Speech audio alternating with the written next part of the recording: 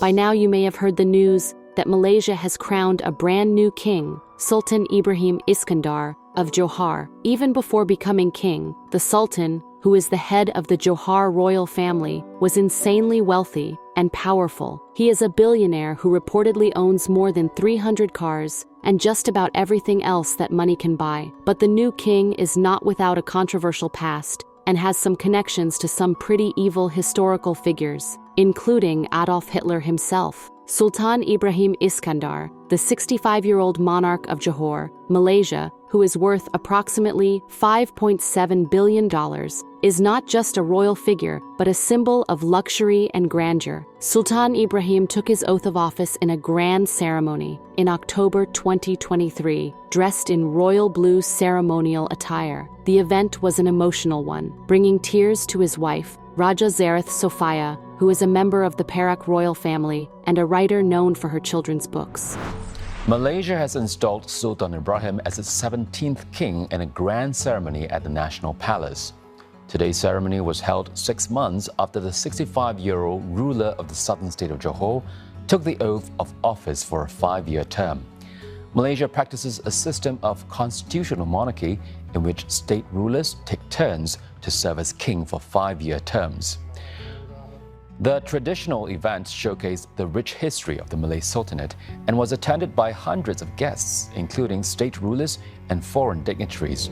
The grand ceremony held for the new king's installment was absolutely next level. It was packed with prestigious guests and involved luxurious clothing and a massive royal banquet. A ceremony steeped in royal tradition, Malaysia's King Sultan Ibrahim and Queen Raja Zareth Sophia were received by a guard of honor upon their arrival at the National Palace. The king wore a traditional Malay royal attire along with regalia such as the tengkolok, a ceremonial headgear worn by Malay men, and the keris, a Malay dagger. The installation ceremony was held in the palace's throne room and attended by members of Malaysia's royal families, as well as Prime Minister Anwar Ibrahim and members of his cabinet. Some of the wealthiest and most powerful public figures in all the world joined the new king for this exciting celebration, including the Sultan of Brunei and the King of Bahrain, King Hamad bin Isa Al Khalifa. Sultan Ibrahim had also invited Singapore Senior Minister Lee Hsien Loong to the ceremony. Mr. Lee, who will also be attending the royal banquet this evening, is on a 4-day visit to Malaysia. This is Mr. Lee's first official overseas visit since he stepped down as Prime Minister in May.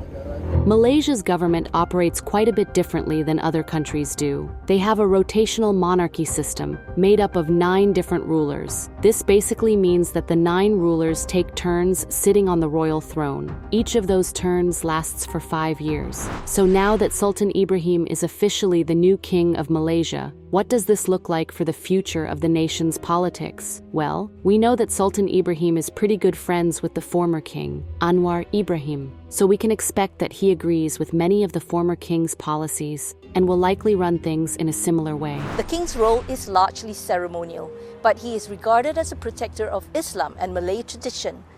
The monarch's influence has grown in recent years amid political instability.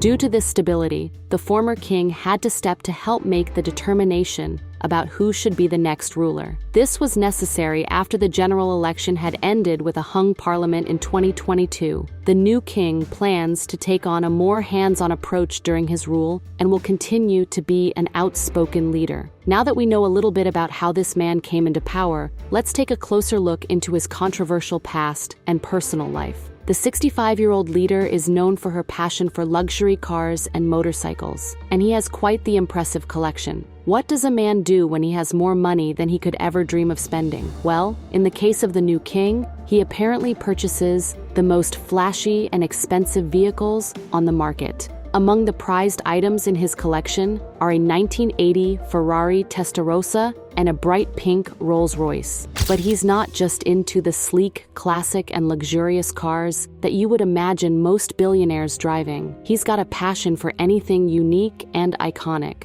In fact, he's even got an Optimus Prime theme truck and a wooden car that was inspired by the Flintstones. And the one common thing that each one of his vehicles has? The same license plate which reads TMJ. This stands for Tunku Mahkota Johor, or the Crown Prince of Johor. So clearly, if anyone ever sees one of his vehicles out and about, they'll have absolutely no question about who it belongs to. But one of the most controversial vehicles in all of King Ibrahim's massive collection is surely his 1936 Mercedes. This car once belonged to the notorious dictator, Adolf Hitler himself. Now, how would someone acquire a vehicle like this, and why would they want anything to do with it in the first place? After all, Hitler is known worldwide as one of the most cruel and evil people in all of history. Nevertheless, King Ibrahim did not purchase the car himself. Rather, the Mercedes was a gift from Hitler that was given to the king's great-grandfather. The story associated with the car is that back when Germany went to war, back in World War II, Hitler was intimidated by the then King of Malaysia and apparently wanted to get in his good graces. So the way that he did this was by giving him the upscale Mercedes. The car was initially delivered in England and then later driven back to Malaysia when the war was over. The current King of Malaysia has been the primary owner of this vehicle since at least 2013, when he showed off the vehicle to a news outlet and told the controversial story of how it came into his possession. Now, despite some ongoing rumors suggesting otherwise, there is reportedly no evidence that proves that the current King of Malaysia is in any way related to Adolf Hitler, despite the fact that his ancestors and the dictator were friendly to one another. As long as it has an engine, there doesn't seem to be many modes of transportation that the King of Malaysia isn't absolutely fascinated by. In addition to his love of luxury cars, he also enjoys trains and even has his own license to operate them. This is a rare accomplishment that earned him a place in the Malaysian Book of Records. He is also a huge fan of motorbikes and enjoys organizing annual motorcycle rides in Johor, both as a personal passion and as a means to attract tourists and raise funds for charity. Considering his incredible wealth and status, it is not very surprising that the King of Malaysia rarely goes anywhere without making a huge entrance and ensuring that everyone in a nearby radius turns their head to watch. He often arrives in style in one of his private jets, which include 3 Gulfstreams and a gold and blue Boeing 737. For his inauguration as king, he flew from Johor to Kuala Lumpur in this lavish Boeing 737, making a memorable entrance that nobody was soon to forget. Despite the fact that at 65 years old, the current King of Malaysia is definitely considered a part of the older generation, he has become quite known for his social media presence. The king has just about 1 million followers on Instagram, where he posts pretty actively. His posts feature everything from him doing official government business to him showing off his impressive cars and motorcycles. Yet another thing that Sultan Ibrahim Iskandar is known for is his absolutely extravagant living quarters. His house, if you can even call it that, is a vast and lavish palace. Its official name is the Istana Bukit Serene,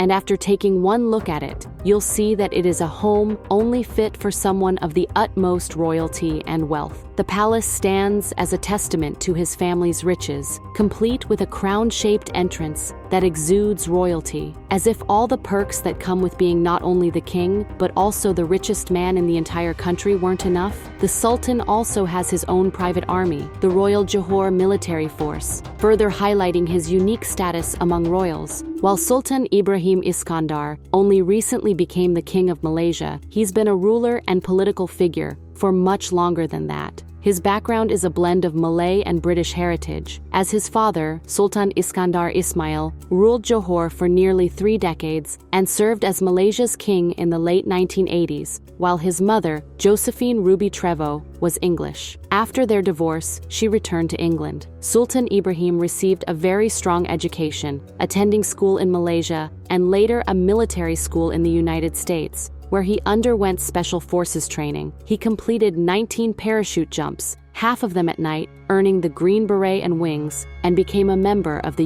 U.S. Navy SEAL team. Today, he holds the position of Commander-in-Chief of the Johor Armed Forces, displaying his strong military background. As the richest man in the entire country, you would probably imagine that most of your average, normal citizens throughout Malaysia wouldn't find Sultan Ibrahim Iskandar to be very relatable. But surprisingly, he's been careful not to let himself become too out of touch and still takes part in a lot of the things that people of less wealth and status enjoy, like posting on TikTok and eating out at local restaurants. Not only that, but even with his many professional responsibilities as king, Sultan Ibrahim Iskandar remains very family-oriented and always makes time for his loved ones. The Sultan is married to Raja Zarith Sofia, and together they have 6 children, 1 daughter and 5 sons. He is particularly close to his children and takes pride in his eldest son, Tunku Ismail Sultan Ibrahim, who was recently appointed as the regent of Johor. Tunku Ismail is also the president of the Johor Darul Ta'zim Football Club, one of Malaysia's most successful teams, a club that Sultan Ibrahim avidly supports,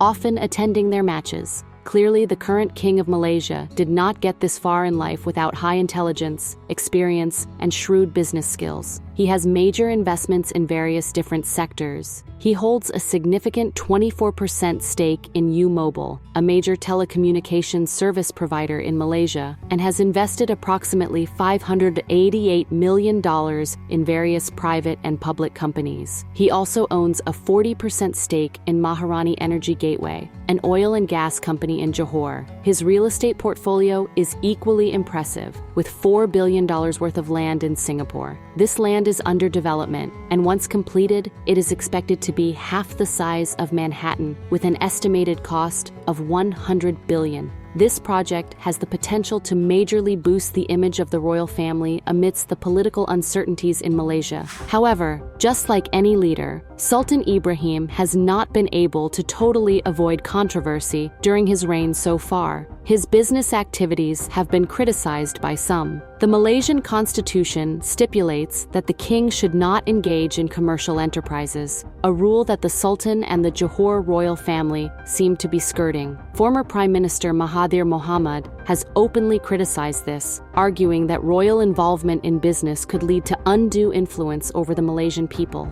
Despite this, Sultan Ibrahim continues to maintain a strong presence in various sectors, with his investment portfolio valued at around $1.1 billion. No matter how much others criticize him, the King of Malaysia has continued to be outspoken and very sure of himself. He has made it clear that he is not afraid to express his opinions publicly, particularly on issues related to Malaysian politics and Islam. Whether Sultan Ibrahim's no-nonsense approach will make him a better king for Malaysia remains to be seen, but he is undoubtedly a leader who stands out in every sense.